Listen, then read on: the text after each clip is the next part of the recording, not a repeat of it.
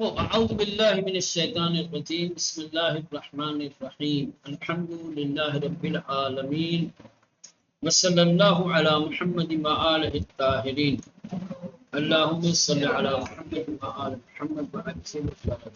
خوب سورہ مبارک مسا کی تفسیر پڑھ رہے تھے. خوب اس سورہ کے جو مضامین ہیں، جو عناوین ہیں، اس سے آشنا ہوئے. اس سورہ کی تلاوت کی فضیلت اور اس کا جو ثواب کیا ہے اس سے بھی آشنا ہوئے. دو روایتیں آپ نے پڑھی. اس کے بعد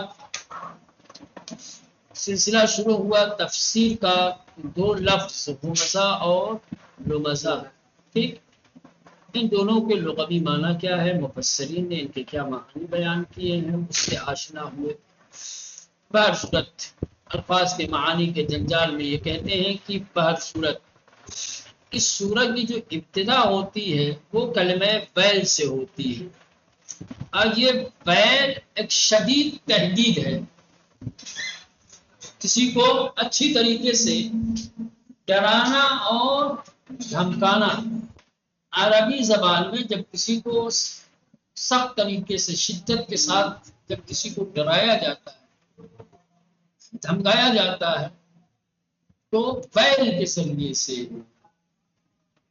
تو اس سورت کی ابتدا کیا ہے، شدید تہدید کے ساتھ کلمہ ویل کے ذریعے سے ہوتی ہے کہ جو لوگ دوسروں کی ہنسی اڑاتے ہیں، جو لوگ دوسروں کو مذاق بناتے ہیں اور جو دوسروں میں عیب تلاش کرتے ہیں، ان لوگوں کے لیے ویل ہے. اور بنیادی طور پر قرآن مجید نے اس طریقے کے لوگوں کے لیے سخت تہدید کی ہے، اور قرآن ایسے لوگوں کے مقابلے میں سختی کے ساتھ کھڑا ہوا ہے اور ان کی مذمت قرآن مجید نے کی ہے. اور یہ کہ کسی گناہ کے سلسلے میں آپ اس طریقے کی تعبیرات نہیں دیکھیں گے. یہ تعبیر عجیب تعبیر ہے، شدید تہدید ہے، شدت کے ساتھ ڈرایا گیا ہے، دھمکایا گیا ہے.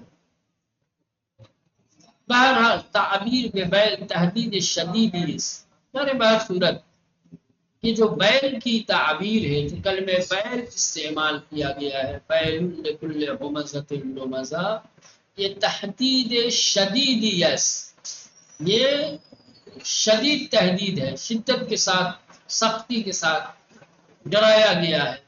نسبت پہ ان گروہ، اس گروہ کی بنسبت. کون سے گروہ مولانا؟ جو استہزاء کرتے ہیں اور آویزوی کرتے ہیں. ان کے لیے وہ اصولاً آیات قرآن موضع کے لیے سختی در برابر انہوں نے افراد نمودے. اور بنیادی طور پر قرآن مجید کی آیات نے اس طریقے کے لوگوں کے مقابلے میں سختی سے کام لیا ہے، سخت تہدید کیا ہے، سختی کے ساتھ انہیں ڈرایا ہے.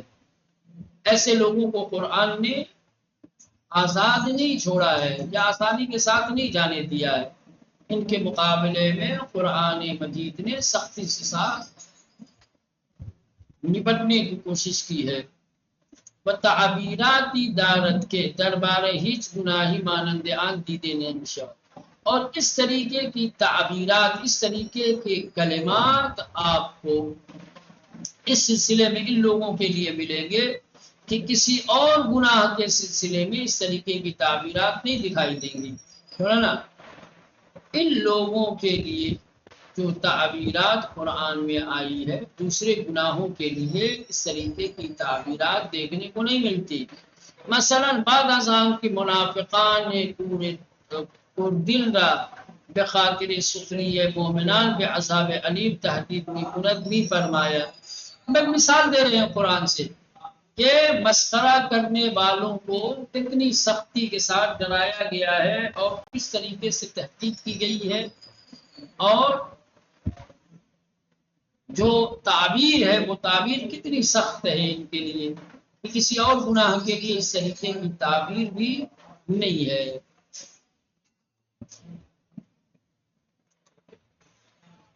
چلے تو کہہ رہے ہیں کہ جیسے وہ منافق کہ جو اور دل اور جن کا دل اندھا ہے، یہ صاحبان ایمان کا مسخرہ کرتے تھے، مومنوں کا مذاق بناتے تھے، ان کی ہنسی اڑاتے تھے۔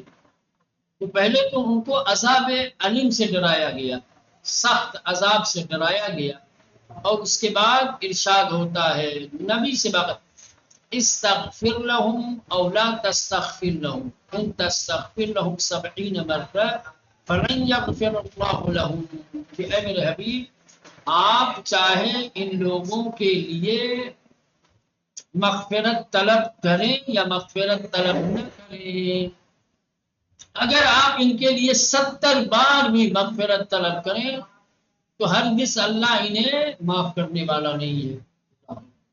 بولا نا، ہر گناہ کے لیے کہا گیا ایک سوائے شرک کے، کہ انسان اگر خدا کی بارگاہ میں توبہ کرتا ہے، استغفار کرتا ہے، تو خدا اس کی توبہ کو قبول کرتا ہے، اس کے گناہ اس کے خطا کو معاف کر دیتا ہے۔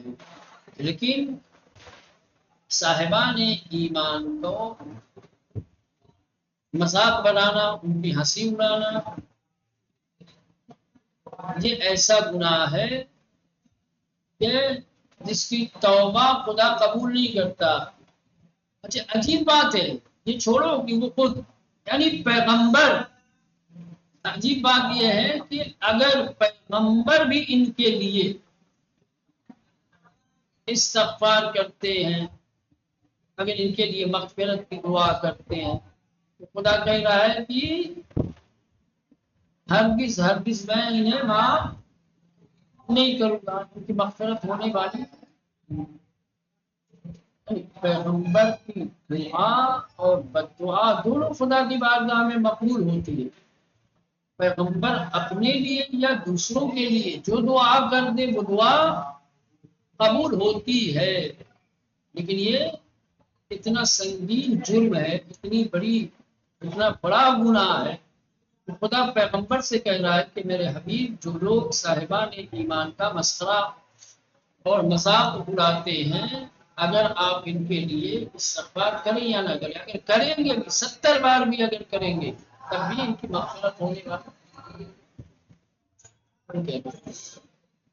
مثلا بعض انسان کے منافق پوری دلہ بقاتل سخری مومنان بعذاب علیم تحدید میں، مثال کے طور پر منافقوں کو جو دل ہیں، جن کا دل اندھا ہے، صاحبان ایمان کا مسخرہ کرنے کی وجہ سے پہلے عذاب علیم سے ڈرایا گیا ہے، اور پھر ارشاد ہوتا ہے چے برائے آنہا استغفار کنی استغفر لہم، چاہے آپ ان کے لیے استغفار کریں، بچے نہ کنی اولا تستغفر لہم، چاہے نہ کریں، ان تستغفر لہم 70 مرہ، یہاں تک کہ اگر آپ 70 بار بھی ان کے لیے استغفار کریں گے فلن یغفر اللہ لہم، تو خدا بند متعال ان کو ہرگز معاف۔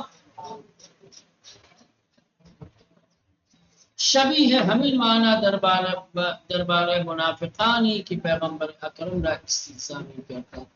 عجیب ہے مولانا، اسی کے شبیہ تقریباً یہاں مولانا جو تعبیر ہے، تقریباً یہی تعبیر ان منافقوں کے سلسلے میں ہے جو پیغمبر کا مذاق اڑاتے تھے۔ عجیب ہے مولانا، اب دیکھو آپ کہاں ایک طرف پیغمبر کا مذاق اڑانے والے منافق، کہاں ایک طرف معمولی صاحبان ایمان کا مذاق اڑانے والے، لیکن اللہ نے اپنے نبی کے مذاق اڑانے والوں کے لیے جو سزا رکھی ہے مولانا، صاحبان ایمان کا مذاق بنانے والوں کے لیے بھی وہی سزا۔ کیا مقام ہے مومن کی؟ شبیہ ہمیں یہ معنی جو اوپر بیان کیا گیا ہے تقریباً ایسا ہی معنی دربار منافقانی ان منافقوں کے بارے میں ہے کہ پیغمبر اکرم را استحسامی کردن، جو نبی کریم کا مذاق اڑاتے تھے، جو پیغمبر کے ساتھ استہزاء کرتے تھے. در سورہ منافقون آئے 5 آمد ہے، سورہ منافقون آیت نمبر 5 میں آیا ہے. اصولاً ہاں. اب یہ دیکھیں مولانا، دو طریقے کی ہوگی. اوپر والی صاحبان ایمان کے متعلق تھی آیت، جس میں کچھ لوگ صاحبان ایمان کا مسخرہ کر رہے تھے. ان کے لیے کیا تعبیر تھی؟ کیا میرے حبیب آپ چاہے ان کے لیے استغفار کریں یا نہ کریں، یہاں تک کہ اگر آپ 70 بار کر بھی دو تب بھی ان کی مغفرت ہونے والی نہیں ہے. پھر سورہ منافقین کی آیت نمبر 5 میں بھی تقریباً اسی طریقے کی تعبیر ہے، لیکن یہ تعبیر ان منافقوں کے لیے جو پیغمبر کو مذاق بناتے تھے، جو پیغمبر کی ہنسی اڑاتے تھے. تو عجیب نہیں ہے مولانا؟ دونوں آیتوں کو ایک دوسرے کے پہلو میں کنارے رکھ کر کے دونوں پہ غور کرو تو بھی نتیجہ کیا نکلتا ہے.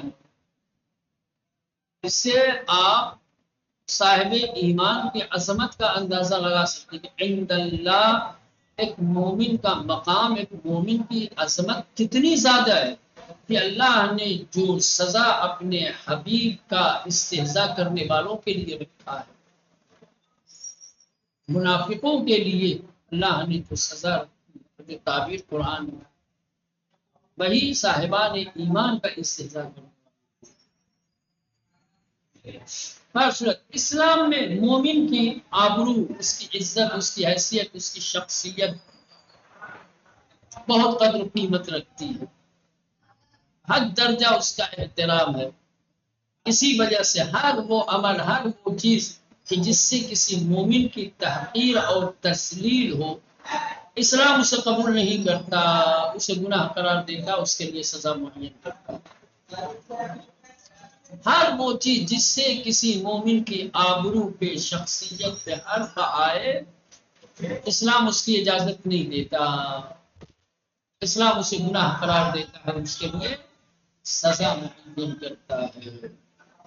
یہ استہزاء مومن کی شخصیت کو جریح دار کرنے کا، استہزاء مومن کی ذلت کی نیت سے کیا جاتا ہے، اسلام کو قبول نہیں کہ کوئی مومن کی ہنسی اڑائے، کوئی مومن کا استہزاء.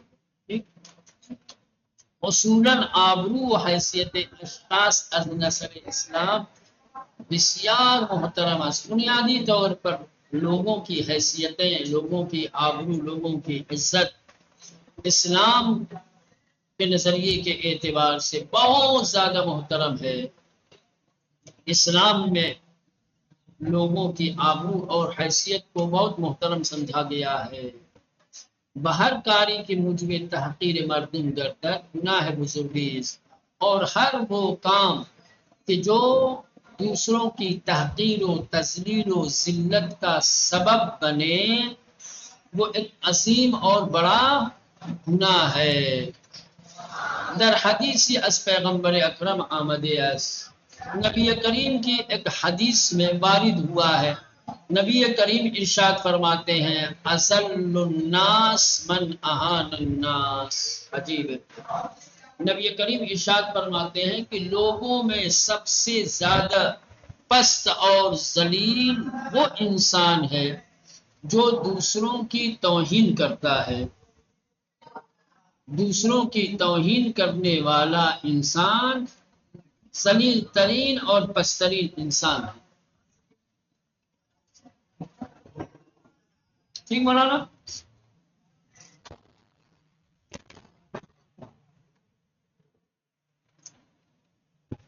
اذل الناس، اس میں تفسیر کا سیاق ہے، اذل الناس سب سے زیادہ ذلیل لوگوں میں، من وہ شخص ہے، اہان الناس جو لوگوں کی اہانت کرے، جو لوگوں کی توہین کرے. شرح بیشتری در این زمین ذیل آئے 11-12 سورہ حجرات جلد 22 صفحے 177 تا 195 آورده ای. پھر اس سلسلے میں اور زیادہ وضاحت، اس سلسلے کی اور زیادہ شرح سورہ حجرات کی آیت نمبر 11 اور 12 کے ذیل میں جو اس تفسیر کی 22ویں جلد ہے، صفحہ 177 سے 195 تک وہاں پیش کی گئی ہے۔ اگر مزید تفصیلات چاہیے تو وہاں آپ رجوع کر سکتے ہیں۔ چلو جہاں تک ہو گیا، اس کے بعد سپس به سرچشمه این عمل زشت عیب جویی و استهزا که غالباً از کبر و غرور ناشی از ثروت مایه میگیرد پرداخته۔ چلے یہاں تک پہنچنے کے بعد مولانا اب عیب جوئی اور استہزاء کا جو سرچشمہ ہے اس کو بیان کیا گیا ہے۔ کیسے انسان کے اندر عیب جوئی اور استہزاء کی کیفیت پیدا ہو جاتی ہے، انسان کیسے دوسروں کا عیب تلاش کرنے لگتا ہے، کیوں آخر انسان لوگوں کو کی ہنسی اڑاتا ہے، لوگوں کا استہزاء اور تمسخر کرتا ہے، اس کا سرچشمہ کیا ہے، اس کی وجہ کیا ہے، اس کی علت کیا ہے؟ تو بھائی کبر و غرور جو مال و دولت کی وجہ سے دولت آتی ہے انسان کے پاس، انسان مغرور ہو جاتا ہے۔ جب مغرور ہو جاتا ہے تو یہی غرور سرچشمہ بنتا ہے اور اس سے پھر مولانا عیب جوئی اور استہزاء کے نالیاں بہنے لگتی ہیں، سمجھ گئے؟ سپس میں سرچشمے ان عمل زشت، اس کے بعد اس برے اور زشت عمل کا جو سرچشمہ ہے، کون سے برے عمل یعنی عیب جوئی اور استہزاء، عیب جوئی اور استہزاء جو دو برے عمل ہیں، ان دونوں برے عمل کا سرچشمہ کہ غالباً از کبر و غرور کہ جو عام طور سے کبر و غرور کہ ناشی از ثروت مائے میگیرد کہ جو ثروت کے ذریعے سے وجود میں آتا ہے۔ نا ادھر سے چلے نا دیکھیں، عیب جوئی اور استہزاء کس وجہ سے؟ غرور، غرور کس وجہ سے؟ ثروت، سمجھ رہے ہیں؟ تو ثروت و دولت کی وجہ سے غرور پیدا ہوتا ہے اور غرور کی وجہ سے عیب جوئی اور استہزاء انسان کا ارشاد ہوتا ہے، ہم ان کسی کی مال را جمعوری و شمارے کر، وہی کہ جس شخص نے مال کو جمع کیا اور اسے شمار کیا، بی آن کے حساب مشروع و نامشروع آن رکنت، بغیر اس کے کہ اس کے جائز اور حلال ہونے اور نامشروع ہونے کا حساب کرے کہ یہ حلال ہے یا حلال نہیں ہے۔ الذی وہی کی جمع جس نے اکٹھا کیا، جمع کیا مال و دولت کو بعددا اور اسے شمار کیا، ان قدر بمال و ثروت علاقے دارت کی پیوستے انہارا بھی شمرت، کہنے کہ اس قدر مال و دولت سے محبت کرتا ہے، اس قدر مال و دولت سے اس کے دل میں محبت اور چاہت ہے کہ مسلسل اسے شمار کرتا رہتا ہے۔ بعض لوگ ہوتے ہیں مولانا جنہیں مال و دولت سے اتنی محبت ہوتی ہے مولانا کہ دن میں جب کوئی کام نہیں رہتا نا تو الماری کھول کھول کے نوٹ کی گڈیاں گنتے رہتے ہیں، 10 بار گن کے رکھے رہیں گے، پھر بھی کیا کریں گے مولانا؟ اچھا ان کو مسا دیکھ کے تھوڑا سا سینہ چوڑا ہوتا ہے، مسرت ایک خوشی ان کو حاصل ہوتی ہے، آپ کیا کر سکتے ہیں؟ اس قدر مال و دولت سے محبت کرتے ہیں کہ مسلسل انہیں شماری کرتے رہتے، گنتے رہتے۔ کچھ لوگ ایسے ہوتے ہیں کہ جن کا کام ہی ہوتا ہے، کیشیئر وغیرہ ہوتے ہیں بڑی بڑی دکانوں پہ، بڑے بڑے ہوٹلوں میں، بینکوں میں جو کیشیئر ہوتے ہیں، کاؤنٹر پر بیٹھتے ہیں، جن کا کام حساب کتاب ہوتا ہے، بیچارے محبت میں نہیں گنتے،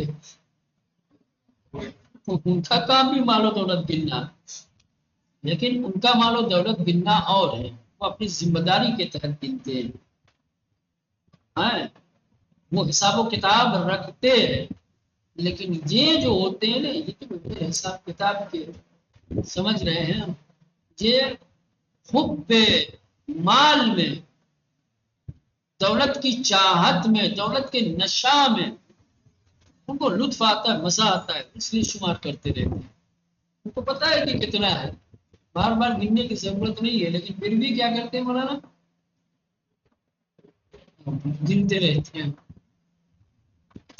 وَأَسْبَرْقِ درہم وَأَسْبَرْقِ درہم و دینار و پھولہائے دیگر لذت بھی برد و شادی میں گنائے.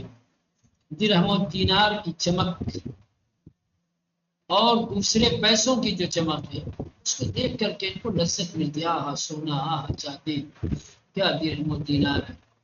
ان کی چمک دمک سے اس کی آنکھوں میں چمک دمک پڑتی ہے، اس کو دیکھ کر کے ان کو لذت محسوس ہوتی ہے اور شادمانی کرتے ہیں، خوش ہوتے ہیں.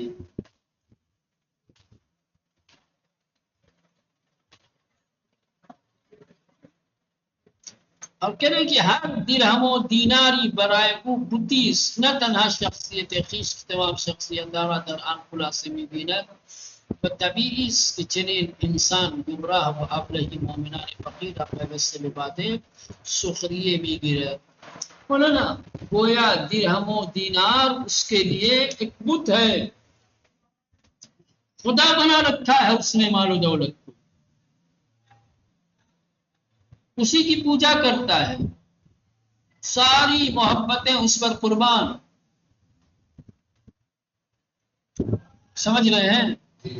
اور تمام لوگوں کی شخصیتیں مولانا اسی میں خلاصہ ہوتی ہیں.